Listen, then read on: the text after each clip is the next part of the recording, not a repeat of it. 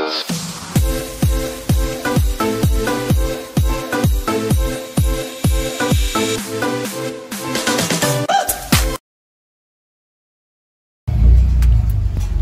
up mga ka-Klisnites, me again Patrick Patricia. So for today's video guys ay ayun, mag-vulcanize tayo. Ipapatch natin yung butas kasi nagbutasan tayo ng gulong. Pero ang kagandahan nun is dito na siya sa bahay lumambot. Overnight na kasi kahapon, may konting ride lang ako kahapon. Tapos yun, dapat kanina ay bibili ako ng pandesal. Ito yung gamit ko, si Trey. Kaso ayun nga, nakita ko malambot, so si Trings na lang ginamit ko. So ayun si Trey, ayun siya, nakataob doon. Yan, nakataob siya doon. So ayun nga, so yan, ito yung ano natin, nagawin natin, vulcanize na natin. Okay, let's go. So ayun o, sheesh. Okay guys, simulan na natin. So tinanggalan ko na siya ng hangin kasi may konti pa. Ngayon tanggalin na natin yung gulong. So sa paggamit nito, ganito lang yan guys. Kung nakita nyo itong parang angkla nya, yung hook, pagka ganito man yan dito, susungkit mo yan dito. Sungkitin mong ganyan, tapos i-angkla mo dun sa may rayos. Yan, kung yan naka-angkla, diba? Tanggalin mo natin itong brush. So ayan, diba? Naka-angkla na siya. Tapos pwede mo lang itong isa pang alalay na sa kapang, pwede mo nang igapang yan. Although madali na lang, kahit kamayin mo nga lang yan pwede. So pinapakita lang natin yung use niya, kung paano siya gamitin. Yan guys, hanggat maaari gumamit kayo ng gloves para sa mga ano yan, para hindi kayo madumingan. Pero kung ano naman, okay lang naman. So tanggalin nyo na, laglag na. So ngayon tatanggalin na natin yung mismong interior niya kasi hindi naman siya tubeless. So ayan, tanggalin lang natin yan. So pasensya na kung may naririnig kayo ng grinder dito sa tapat namin, may gumagawa.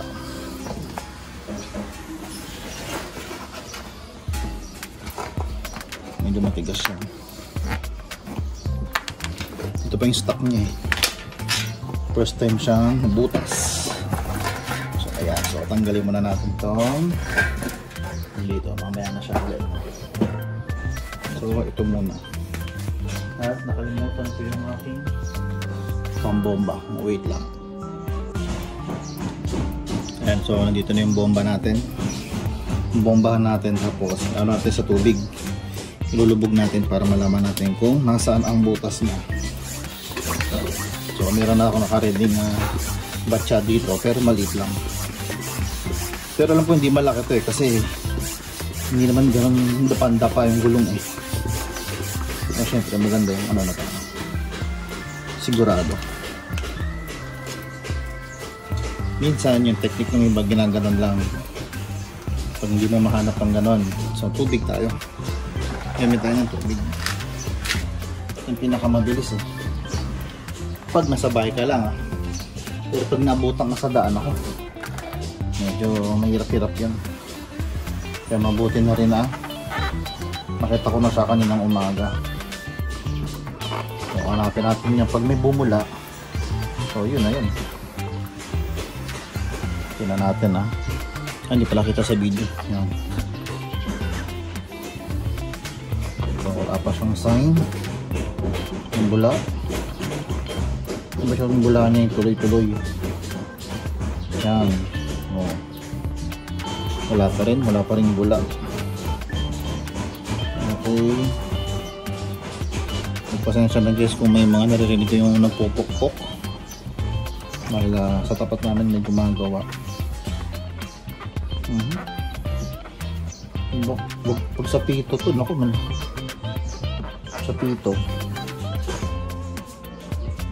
wala naman sa pito.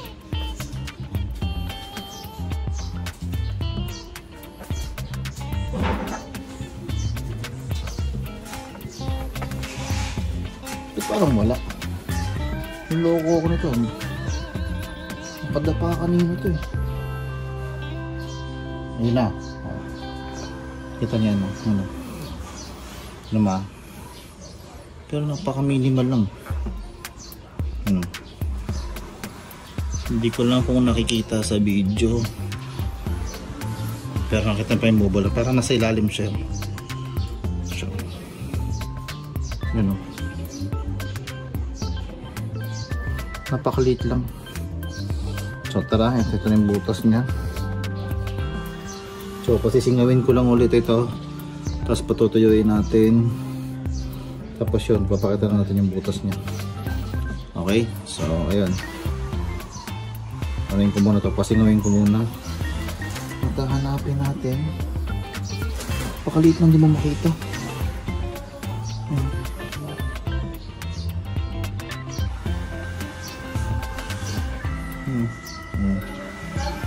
Pwede lagyan mo ng ano, pin,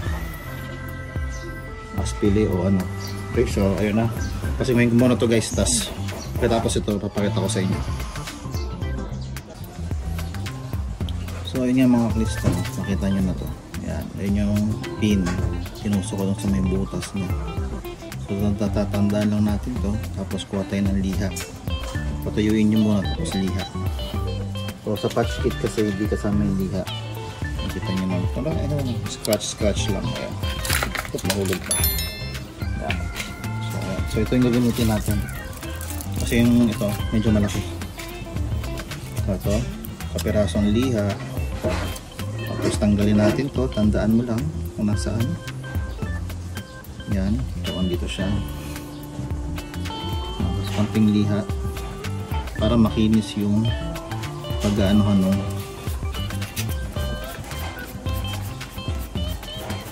patch natin, yung patch. Yan. Para malinis. Para straight yung pag-aanohan niya. Kaya di naman masyadong ano, basta para lumapat ang gusto yung patch.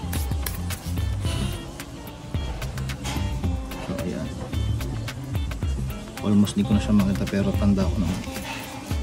Yan. So pagkatapos niyan,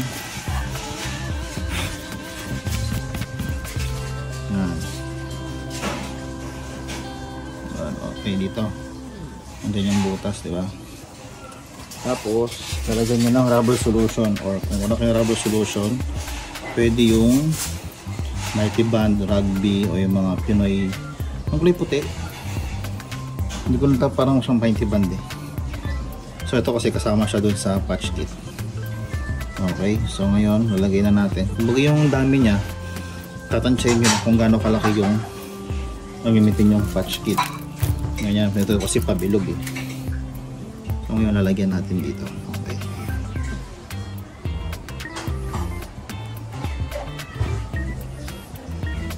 Yan, maganda nagpas-lagpas, walang problema.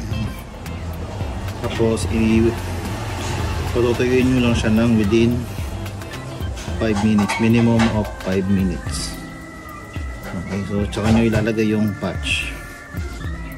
Okay, so yan. Ngayon, patutuyuin na lang muna natin siya. Okay. So okay mga kaklista, after 5 minutes, yan, medyo tuyo na to. Pero hindi naman tuyo-tuyo. So ilalagay na natin to. Okay, yung pang patch natin. So kumuha lang kayo doon. Yan, pero dapat ito pala. Ito dapat yung nasa ilalim. Color red. Kumbaga ito yung didikit sa may butas. So ayan siya. So ngayon plastic, pang ano lang yan. Ngayon ididikit na natin siya dito. Doon sa may, syempre, doon sa may butas niya. Okay, so dikit na natin. Yan. At maaari sobrang diin. Meron kayong pandiin. Yan. So itong ginamit ko yung pangtanggal ng gulong. Okay, tire remover ba ang tawag dyan? So hikit-kis nyo lang dyan. So kung ano mang pwede nyong ipanglapat, kumbaga para lapat na lapat siya. Kung meron kayong pang roller na ganun, ito mas okay. Ito lang ang meron tayo, kaya ito na lang muna. So yan, so kaya lang natin silang matuyo dyan. Siguro mga ano to, mga 5 to 10 minutes ulit. So pagkatapos nyan, syempre pagka bomba nyo, bobombahan uli natin kasi check natin sa tubig kung meron pa siyang singaw.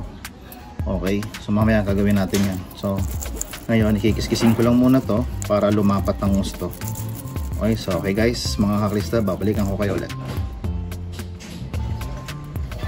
At yun na nga, at natuyo na siya. At tinanggal ko na yung plastic, no. So ayan, tuyo na siya. Ngayon, bubomba na natin para malaman natin kung meron pa siyang butas. Let's go. Bomba na natin ulit.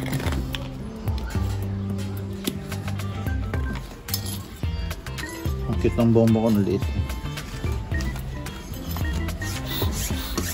Sana wala na siyang butas.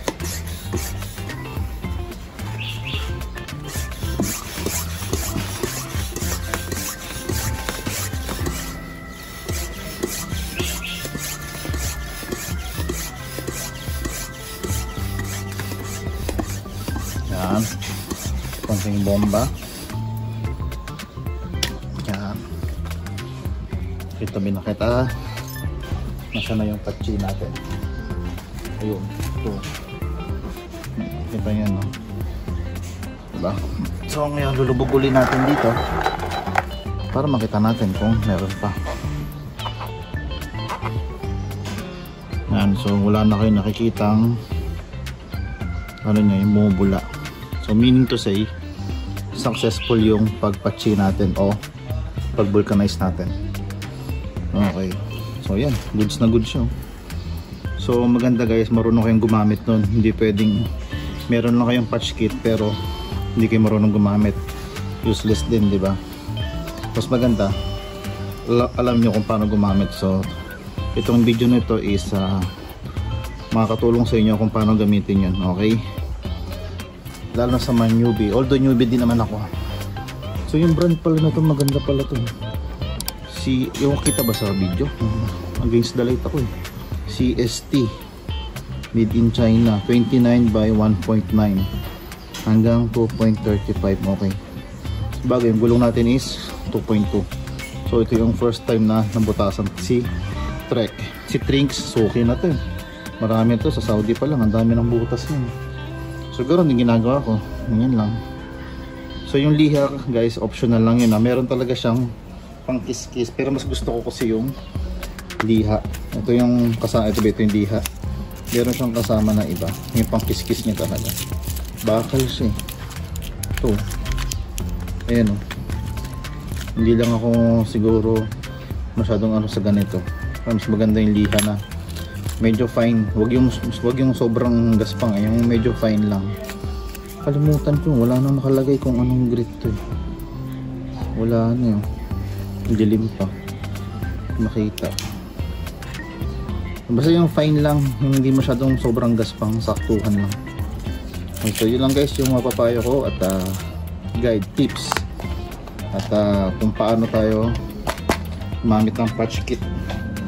At mabuti na lang at hindi tayo nabutang sa daan, kasi pag sa daan mas malaking problema yun. At least dito na sa bahay, di ba? Mas madaling gumalaw. Okay? So yun lang guys. Babalik ko na to. Tara, balik na natin. Teka lang ha. Okay mga kaklista, so pinasingaw ko na yung hangin niya ulit. So ito siya. So ano siya, goods na siya. So bago natin ibalik, syempre i-check natin yung loob niya, baka meron na iwan yung tumusok sa kanya. Okay, so dahan-dahan lang yan. So simulan nyo dito sa may butas niya para may guide kayo. So dahan-dahan lang syempre, para baka mamaya nandun pa naiwan, baka matusok kayo. Please maganda dahan-dahan lang para makakapanyo lang siya.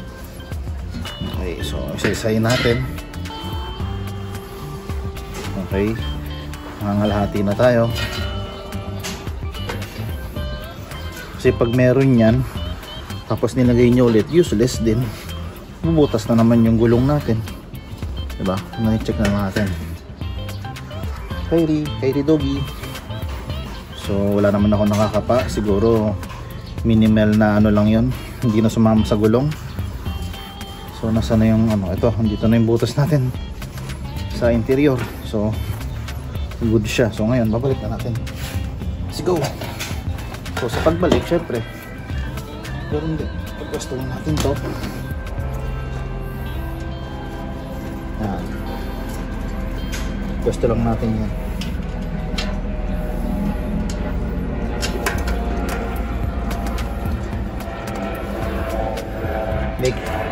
Make sure lang na diretso yung sa may pito nya, kasi baka mamaya tabing nyo sa pagbomba nyo magkukos ng damage yung pito, sisingaw. So sayang naman. So, pagkatapos nito, observe na lang, bombahan natin. Observe na lang natin overnight. So ayun, dito siya, dito siya nabutas. So check ulit natin dito, baka hindi lang natin napansin. Dito siya, no? So wala na akong nakapa, unless pag dumiin wala akong nakapa dito. So baka baliktad, baka dito banda. So kapain natin din, kapain ulit natin dito banda, baka mamaya bumaliktad lang yung lagay natin. Okay, siguro sure tayo dito banda, no? So wala naman, goods naman. Okay, so pwede na natin ibalik lahat. So yeah, bigyan na natin to, ibalik na natin. So make sure lang na diretso yung pito para pag binombahan walang problema. Yan. So pagka-bomba natin ito, yan. So observe lang natin ng overnight para alam natin kung lalambot. So ayan na, ready to bomba na. Okay. Yeah.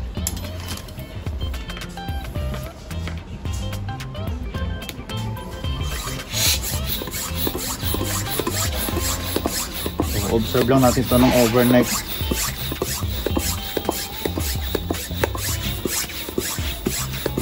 Para alam natin kung may singaw pa ba siya o wala na.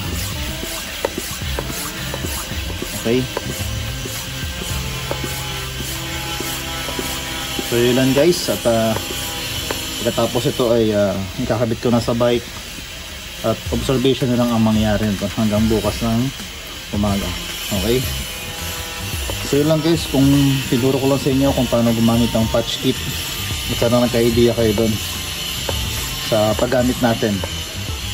Sa mga hindi alam gumamit nun, at least itong video na to ay makatulong naman sa inyo kahit paano. Okay guys, so yun lang guys, dito ko natatapusin yung video habang bobombang ko to. At maraming salamat sa panonood nyo. God bless and ride safe. Sheesh! Bye bye!